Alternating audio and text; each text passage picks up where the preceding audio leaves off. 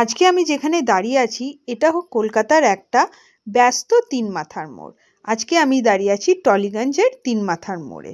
আমার ডান দিকের রাস্তাটা চলে গেছে হাজরার দিকে, আর এই দেখুন সেই বিখ্যাত উত্তম কুমারের স্ট্যাচু। তার সামনে দিয়ে যে রাস্তাটা গেছে এটা চলে গেছে কুদঘাটের দিকে, আর আমার বাঁ হাতের দিকের রাস্তাটা চলে গেছে গড়িয়ার দিকে। আর এই তিন মাথার মোড়ে আজকে দাঁড়িয়ে থাকার একটা বিশেষ কারণ হলো আপনাদের সামনে একটা বিশেষ রেস্টুরেন্টের খোঁজ দিতে চলেছি। নমস্কার বন্ধুরা, আমি সঙ্গমিত্রা। আজকে চলে এসেছি মান্টি রেস্টুরেন্টে।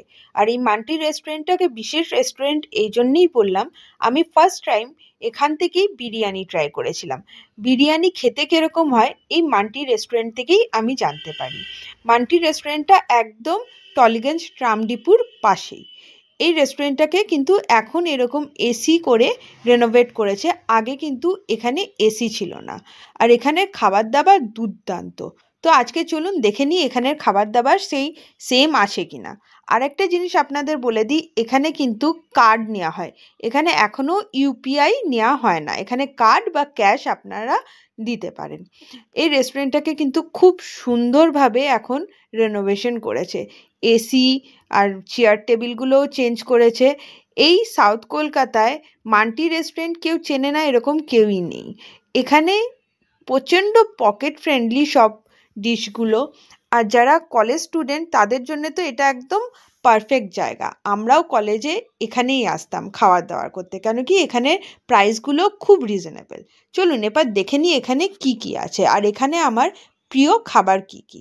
এখানে দেখুন চিকেন, মাটন, তন্দুরি, কাবাব সব কিছুই পাওয়া যায়। আর এখানে প্রাইসগুলোও দেখুন, আপনারা পজ করে দেখে নেবেন যে অন্য যে কোনো এসি রেস্টুরেন্টের থেকে কম।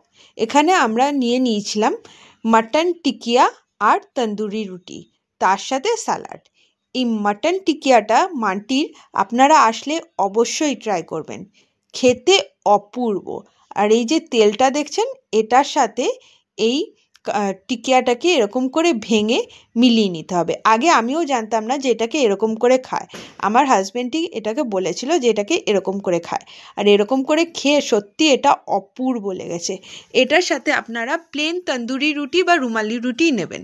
বাটার নান বা পরোটা এর সাথে কিন্তু ভাল লাগবে না, খুব বেশি অয়েলি হয়ে যাবে। তাই জন্য এর সাথে কিন্তু একদম প্লেন রুটি হেভি লাগে খেতে। চলুন দেখে নিই এবার টেস্টটা সেই আগের মতন আছে কিনা। এখানে তন্দুরি রুটিগুলো গরম গরম দেয় আর খুবই নরম, দেখুন কি সুন্দর ছিঁড়ে যাচ্ছে, দুর্দান্ত নরম থাকে। তার সাথে আমি এই মাটন টিকিয়াটা নিয়ে খেলাম, আর কি বলবো, যেরকম কলেজ টাইমে টেস্ট ছিল সেম টেস্ট। রেস্টুরেন্টের রেনোভেশন হয়েছে কিন্তু টেস্ট কিন্তু সেই আগের মতনই অপূর্ব ছিল।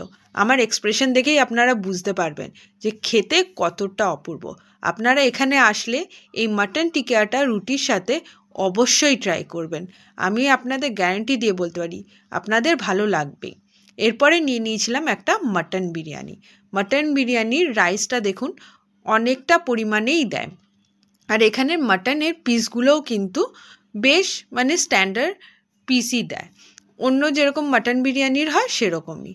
খুব বড়ও না আবার খুব ছোটও না। এই দেখুন এটা হলো মাটনের পিস। আর রাইসটাও কিন্তু বেশ ঝুরঝুরে, আর পুরো রাইসটাই দেখুন মশলাটা কত ভালোভাবে প্রপোর্শনে দেয়া। আর এই হলো তার সাথে ধুমসো আলু। বিরিয়ানি আলু ছাড়া একদমই খেতে ভালো লাগে না। রাইসটা দেখছেন কতটা ঝুরঝুরে। এবার দেখুন আলুটা কি সুন্দর ওয়েল কুকড, একদম নরম তুলতুলে করছে।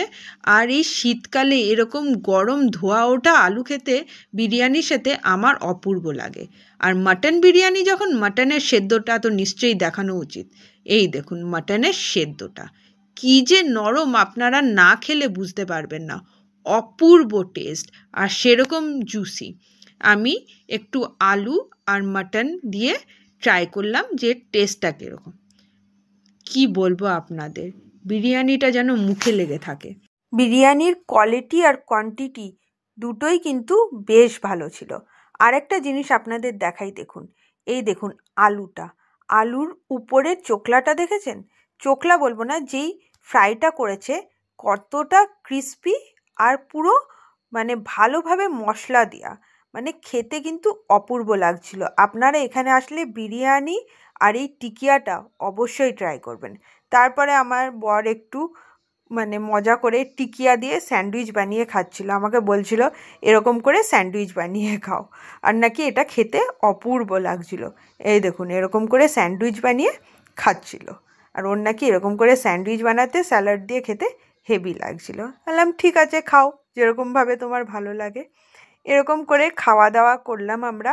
আর সত্যি মান্টি রেস্টুরেন্টের টেস্ট আগের মতনই আছে, আর খাবার দাবারের দামও সেম রয়েছে।